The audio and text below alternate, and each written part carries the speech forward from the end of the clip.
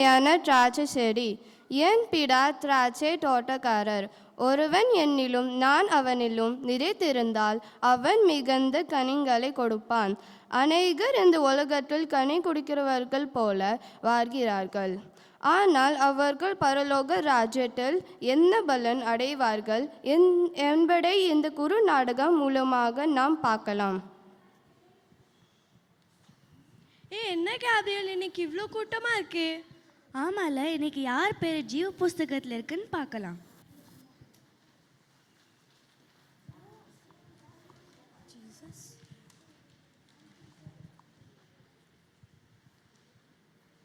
நீ இன்னைக்கு பைபிள் வாசியா இல்லை பின்னாடி போ.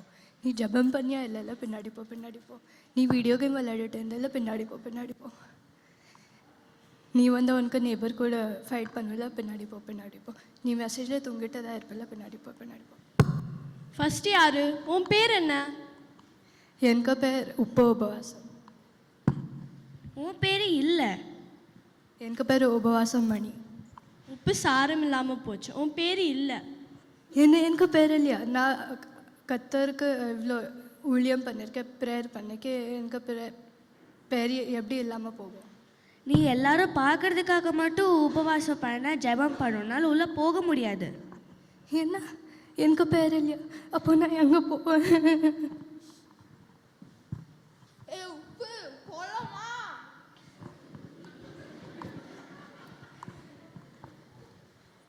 உன் பேர் என்ன? என் பேர் நல்லா தம்பி. நான் ஊருக்கு நல்லது பண்ணியிருக்கேன். நான் சர்ச்சுக்கு ரொம்ப ஆஃபரிங் தந்திருக்கேன். ஆண்டவரே, நீங்கள் இவனை ஆசீர்வதிச்சு கவர்மெண்ட் ஜாப்லாம் கொடுத்துருக்கீங்க. ஆனால் இவன் ஊரு ஃபுல்லாக லஞ்சம் வாங்கி தசம்பாகம் கொடுத்து பெருமை வர. போய் நான் வாங்கலை. டெக்னிக்கல் டீம் 3rd October 2023 இவன் லஞ்சம் வாங்குற வீடியோ ப்ளே பண்ணுங்களா? வாங்க.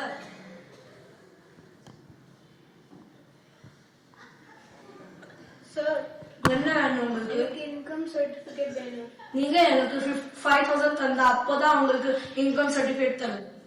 ஆனா சார், எனக்கு இன்னொரு பையனுக்கு ஃபீஸ் கட்டணும். அதுக்காக எந்த ஃபீஸ் மட்டும் தான் இருக்குது. இந்தாங்க, போங்க சர்டிஃபிகேட் கட்சிக்கல போங்க. நான் இதை வச்சு என்ஜாய் பண்ணுவேன். ஐயோ, என்ன மன்னிச்சிருங்க.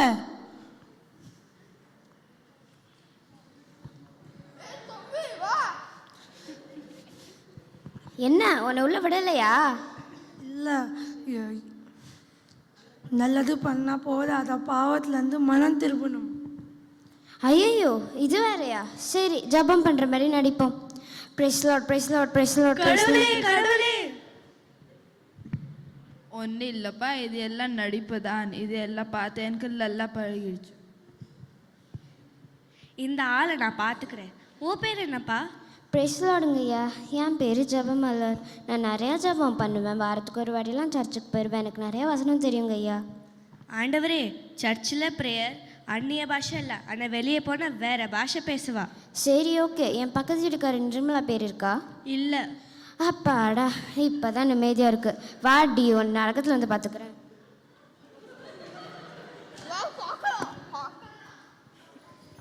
உன் பேர் என்னம்மா?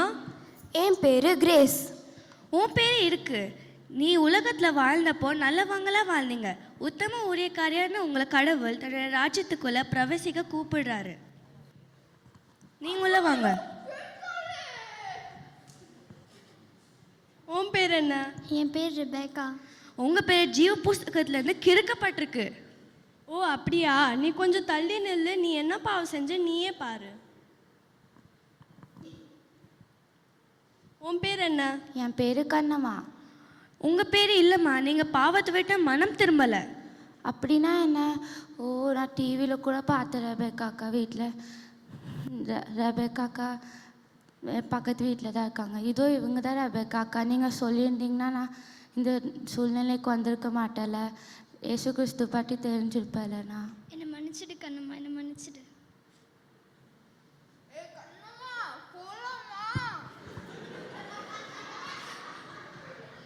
உன் பேர் என்ன? என்னோட பேரு பிரியா. நான் எங்கே இருக்கிறேன்? எதுக்கு எங்கே இருக்கிறேன்? ரெபேக்கா, நீ இங்கே தான் இருக்கியா? இங்கே என்ன பண்ணுற? இவங்கெல்லாம் யாரு? ரெபேக்கா ஏதாவது சொல்ல, எனக்கு பயமாக இருக்கு.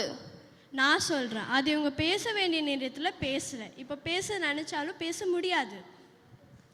பிரியா, நீங்கள் இயேசு கிறிஸ்துவ சொந்த ரட்சகராக ஏற்றுக்கொள்ளாமல் இருந்தனால, பாவத்தை விட்டு மனம் திரும்பாமல் இருந்தனால உங்களால் பரலோகத்துக்கு போகவே முடியாது.